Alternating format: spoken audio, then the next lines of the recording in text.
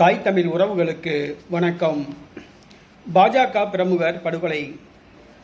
பாரதிய ஜனதா கட்சி பிரமுகர் படுகொலை என்ற தலைப்பில் இந்த காணொளியை காண்கிறோம்.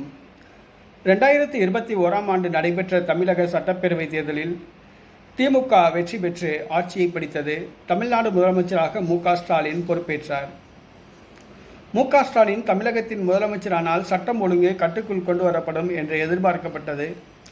ஆனால் அவர் செயல்படாத முதலமைச்சராக உள்ளார். சுருக்கமாக சொல்லப்போனால் சோம்பேறி முதலமைச்சராக உள்ளார் என்று சொல்லலாம். காவல்துறையை தன்னுடைய கட்டுப்பாட்டுக்குள் வைத்திருக்கிறார். ஆனால் காவல்துறை கரங்கள் கட்டப்பட்டுள்ளன. காவல்துறையின் இதயம் கெட்டுப்போய்விட்டது என்று சொல்லலாம். அடுத்தடுத்து தமிழகத்தில் படுகொலைகள் நடைபெறுகின்றன. அரசியல் படுகொலைகள் நடைபெற்று வருகின்றன.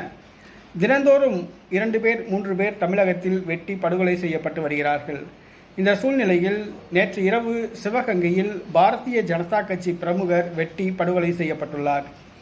பாரதிய ஜனதா கட்சியை சார்ந்த செல்வகுமார். இவர் பாரதிய ஜனதா கட்சியின் கூட்டுறவு பிரிவு மாவட்ட செயலாளராக உள்ளார். நேற்று இரவு மர்ம நபர்களால் வெட்டி படுகொலை செய்யப்பட்டுள்ளார். பாரதிய ஜனதா கட்சி பிரமுகர் செல்வகுமார் நேற்று மர்ம நபர்களால் வெட்டி படுகொலை செய்யப்பட்டது சிவகங்கை மாவட்டத்தில் பரபரப்பை ஏற்படுத்தியுள்ளது. பாரதிய ஜனதா கட்சி தொண்டர்கள் மத்தியில் அதிர்ச்சியை அளித்துள்ளது.